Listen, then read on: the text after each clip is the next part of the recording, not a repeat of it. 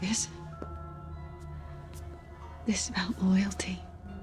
Hello everyone, this is your host Richard with another marvellous video. We're nearing the business end of the 4th season of The Boys, and the anti-superhero drama is continuing to surprise and shock the viewers with each episode. After the eventful 5th episode, we've yet another memorable continuation, and the twists and turns on this one, you'll never see coming. The episode is titled Dirty Business, and true to its name, we get to see the extent of the conspiracy planned by Sister Sage and Homelander. In this video, we'll walk you through the episode, breaking down the narrative and elaborating on the open-ended climax. There'll be a few spoilers along the way, so you've been warned. Before we go into our explanation, we have a very small request. If you like our content, please support us by subscribing to our channel. This is a small click for you, and for us, it means a lot. Thank you. Let's begin. What deal? He'll fucking murder me. No, he'll fucking murder me.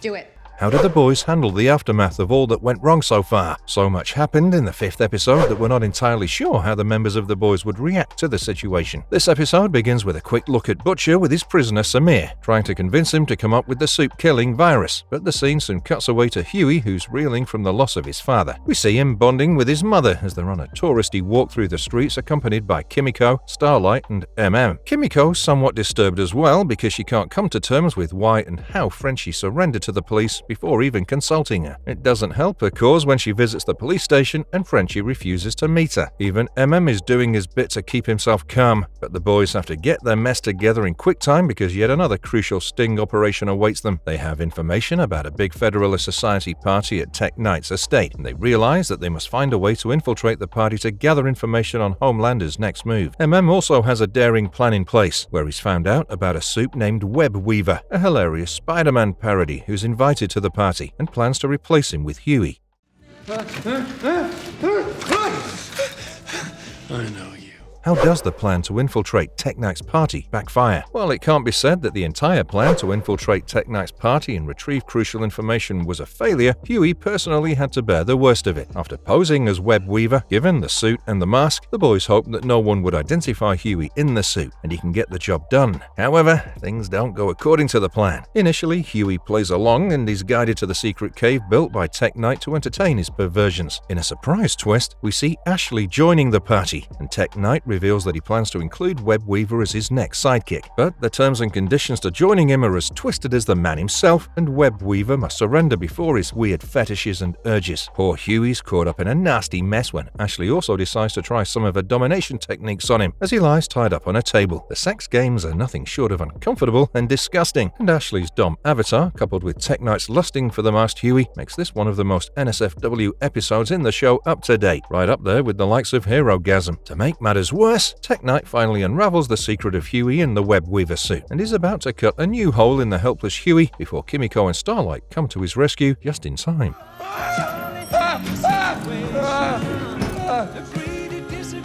How does the Great Rescue Act save Huey's dignity? Ever since they first came up with the plan to infiltrate Tek Knight's party, the boys were wary of how things could go wrong, because the soup has heightened senses that help in his supreme observational abilities. With time, these fears turn out to be true, and Tek Knight detects the abnormality in Huey's heartbeat under the suit. He even catches him trembling after Ashley has her way with Huey tied to a table, and after Ashley heads up to rejoin the party, Tek Knight removes the mask off Web Weaver. After finding out that it's been Huey who infiltrated his party, Tek Knight states that he'll eventually tell Homelander all about this little plan and have him killed, but not before he has some fun with a helpless Huey. He then proceeds to bring his sodomy tools and tells Huey how he's gonna rip up a new hole in his body. Huey screams in panic, and luckily for him, Kimiko and Starlight, who were already searching for him after his radio went dead, find him in the room. Tek Knight is no match for Kimiko's brute strength, and they tie him up and save the day for Huey. They even extract some crucial information from Tek Knight, who admits that Homelander and Sister Sage have contacted him to use his extensive prison networks across the country. They plan to imprison all the dissidents when they finally go ahead with the daring coup, and the boys realize just how serious things have become. Finally, before Kimiko can land a killing blow on the twisted soup, his butler arrives and demands to be given the opportunity of teaching the sadistic and twisted Tek Knight a lesson for all of his oppressive actions. Kimiko, Starlight, and a battered Huey walk out as the butler and Ted Knight's previous sidekick Ladio seem to have turned the tables on him.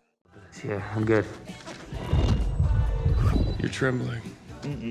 Do we get to see the real hideous side of Tek Knight? Is he really dead? Tek Knight has always been a controversial character, be it in the graphic novels or his appearance in the Boys spin-off show Gen V. His sexual perversions, lust for random inanimate objects, and weird fetishes are all known to the fans, but we never really got to see the true nature of this twisted soup. In this episode, Tek Knight is laid bare before the viewers as he mingles with the billionaires in town as well as the Seven. He's smart enough to suck it up to Homelander, and he doesn't even take offense to a direct insult from him. He's eager to show off his wealth and doesn't hesitate to admit that he's reaping the rewards of generational wealth, some of which came from slave trading back in the day. The narrative portrays him as a rich and entitled man who knows the power he commands because of his money. Tek Knight's also comfortable with his sexuality, and his fetishes don't make him uncomfortable as such. In fact, he's even found like-minded people in someone like Ashley, and he makes his butler and sidekick please him according to his whims and fancies. This is a character who's easy to hate, and thus when we finally see Starlight and Kimiko kick his ass, it's almost a satisfying moment. It's fun to see his wealth distributed to organizations and charities that he despises, and it turns even better when those oppressed by him, such as his previous sidekick Ladio and his butler, get the opportunity to kill him and get their revenge. But the one thing that's left us scratching our heads is how he's killed off screen, which leaves the possibility that he survives. His butler could well be a loyal employee who saves his life and simply acts furious in front of Starlight, Kimiko, and Huey, so that they leave him with Tek Knight. Even Ladio's known to be a trustworthy sidekick in the comic books, and the death of Tek Knight remains questionable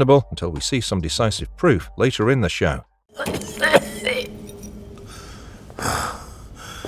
What's going on with Billy Butcher? From the beginning of the 4th season, the narratives exposed Butcher's disturbed mental state every now and then. His hallucinations, strange behavior, unexplained actions, and potential powers that he's unaware of have made him a mysterious package. Finally, this episode reveals a lot about his actual condition. There's a few crucial scenes where he tries to persuade Samir to create the soup-killing virus for him. With a leg chopped off and tied with chains, Samir has no choice of running away, but he continues to refuse the orders, and we finally learn why. In a dramatic and emotional sequence, Samir talks about the dangers of a soup-killing virus powerful enough to kill Homelander. He says that such a virus would be extremely contagious and uncontrollable, and it'll kill anyone with Compound V in their system, including the likes of Ryan, Victoria Newman, Kimiko, Starlight, and Samir's daughter, Zoe Newman. Thus, he'll never go ahead with the plan of creating such a virus, and this information creates a stir between Butcher and Joe Kessler. We'd already predicted in one of our earlier videos that Joe Kessler isn't real and just a fragment of Butcher's imagination, and this episode confirms our guesswork. After watching Kessler interact with his dead wife Becky, Butcher realizes that he's not real. Joe Kessler continues to persuade him to go ahead with the genocidal plan to eliminate every single soup in the world. He tells Butcher that the visions are simply a part of his mind, and we also get to know that the real Joe Kessler died in Panjshir Valley and wasn't really saved by Butcher, as we were told in an earlier episode. Now, it's confirmed that Butcher is a mess and he's caught up in two minds. On one hand, Becky's telling him to be reasonable and not be a maniacal killer who eliminates every soup in the world. She reminds him that not all soups are evil and tries to convince him to give up such a deadly plan. On the other hand, Joe Kessler is a reflection of Butcher's dark side, and he tries to make Butcher realize that the difficult step is a necessity. What will he do next? Well, we'll find out all about Butcher's way ahead in the next episode, but the story's clearly taking him closer to the brink of insanity, which is close to his fate in the graphic novels as well. If the story in the show mirrors the comic books, then expect Butcher to go into a soup-killing frenzy, and he'll slowly lose his rational side in the process. What'll be the implications of A-Train's heroism and Sister Sage's injury? Things take a tense and serious turn in the episode when Huey goes radio silent and his cover is blown. Kimiko, and Starlight, who have been on their toes expecting things to go wrong at any moment, realize that they must intervene. Together, they make their way into Tek Knight's mansion and they plan a secret operation to retrieve Huey and fall back. However, things don't go according to plan, and just as Kimiko and are searching for the secret sex dungeon of Tek Knight, they come across Sister Sage. Warns Sage against moving an inch or calling out for help, but she tries to talk her way out of it, even though threatens to shoot her. In this nail-biting situation, just as Sage attempts to move a step, shoots her in reflex and she drops down on the floor. We notice a deep bullet injury in her head, and this act of unexpected violence triggers into an uncontrollable panic attack. He's knocked unconscious, and a helpless Kimiko manages to grab the attention of A-Train and communicates their situation to him. She begs him to take to the hospital for the sake of his daughter, and A-Train gives into the pleas, even though he knows the risks associated with such an action. Just as he drops MM in front of a hospital, a kid watches him in action and smiles at him. This might be a sweet moment, but we're concerned about how this can blow his cover very soon. A-Train's heroics now have a witness, and if news gets to Homelander, well, you can expect a tragic ending to the biggest character evolution among the Supes. On the other hand, Sister Sage is also down and out, following the bullet in her head. Luckily for her, the bullet presumably struck her in the brain, and as she revealed earlier, her brain can regenerate itself. After regaining consciousness, she seems to be out of her wits and behaves like a silly little girl with no awareness of the situation. Homelander's shocked to find her in such a state, especially because she was supposed to be the one to talk to all the billionaires at the party and convince them about the upcoming coup against Robert Singer. Previously, we've seen Sage recover after a time, but it must also be taken into consideration that Sage used to perform a controlled lobotomy and not shoot herself in the head. The bullet might have caused irreparable damage, or she might take more time than usual to get back to normal. We're quite eager to find out what happens to her next, because this episode hinted at the possibility that Sister Sage has a plan of her own. You in or out? Was Sister Sage planning for a plan B before getting shot? Ever since she's been introduced to the show, Sister Sage has been a mysterious addition who keeps the cards very close to her chest. Her schemes are undeniably brilliant, but we've often wondered if she has more up her sleeve that she doesn't reveal. In this episode, we see her talking to Victoria Newman on the sidelines of the party, and this interaction might be a hint that she has bigger plans in place if Homelander goes sideways. She tries to gain Victoria's trust and support, and even tells her why she no longer tries to do good for humanity. She narrates one of her childhood traumas where she'd come up with a cure for cancer, but her research was disregarded by everyone, even as a close family member died in front of her. Sage simply tries to convince Victoria to support her wholeheartedly and not hold back when it comes to creating a new world for the Supes. We believe that Sage might have a plan B in place which involves putting together the likes of Victoria Newman and A-Train, and she knows that the unpredictable nature of Homelander doesn't make him dependable. This also explains why she hasn't blown the cover of A-Train, even though she's smart enough to see the loopholes that point to him being the leak. However, currently with Sage out of the equation with a damaged brain, her recovery will have to come first before she can implement greater plans of her own.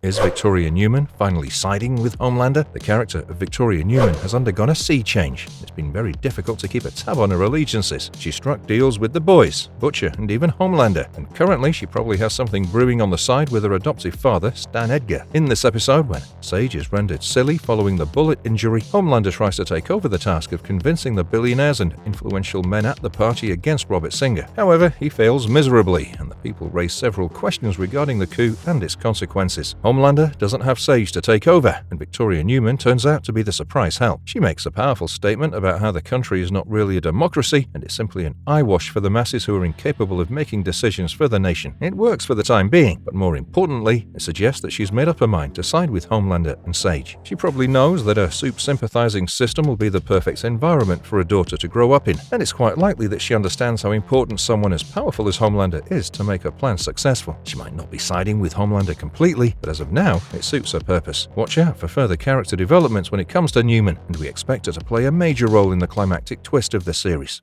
Exploring Firecracker's secret plans. One of the most shocking twists comes towards the end of the episode, when we see Firecracker doing a lot more than her silly propaganda speeches. Earlier in the episode, she fails to apprehend Starlight at Tek Knight's mansion even after spotting her, and Homelander accuses her of being the leak. She tries to convince him about her loyalty and tells him how he means everything to her because of the way he's uplifted her status as the host of major TV shows. In order to prove her words, she reveals that she's been under medication so that she can lactate, and we all know Homelander's fascination for breast milk. It's an unnerving moment where we can see Homelander nursing on Firecracker, and clearly she's cracked the code on how to become a more important member of the Seven, being under the dominant figure of Sister Sage for too long, and we now know that she's been working her way up the ladder silently. However, we wonder how she got to know about Homelander's breast milk fetish in the first place, because it's such a closely guarded secret. Does she have someone on the inside feeding her with all this secret information? Now, with Sister Sage out of the picture for the time being, we expect Firecracker to be a powerful member of the team. Until the time she can come with Homelander's favorite beverage, she has nothing to fear. Man, me and the old Noir, we were like great bros. Are Black Noir and Deep teaming up? This mini-story arc is either an insignificant filler or a crucial backdrop to what's about to come, but we do get to see Deep and Black Noir bonding unexpectedly. They're left behind by Sage when the Seven head to Tek Knight's party, and back at Vought Mansion, Deep tells a frustrated Noir about the real Black Noir who was killed by Homelander. The Supe, posing as him for the cameras, is on the verge of quitting, but Deep convinces him to stay. Maybe this new alliance will have a key role to play in the future downfall of Vought. Marvelous verdict, too many plot lines spoil the intensity. While the episode is perfectly engaging and sets up the final 2 episodes of the season, there's one flaw that we simply can't ignore. There are too many story arcs at play, and more importantly, a few of them are quite useless. We're losing interest over the whole Frenchie feeling guilty about his past, and the scenes highlighting Kimiko and Frenchie's troubled relationship are hardly doing the story any good. Even the disturbed Butcher story arc is dragged for a bit too long, and it's time that we come to a conclusion about these characters. We hope that the final episodes will settle all the debates and we'll have some major answers before heading into the 5th and final season of The Boys. Do let us know in the comments below about your thoughts on the episode and also talk us through your favourite moments. We're eager to find out if you think Butcher will go ahead with the soup-killing virus and if Victoria Newman will really side with Homelander in the upcoming narrative. And if you liked our content, don't forget to leave a like and subscribe to us if you haven't already. Have a good one and be safe. Thanks everyone.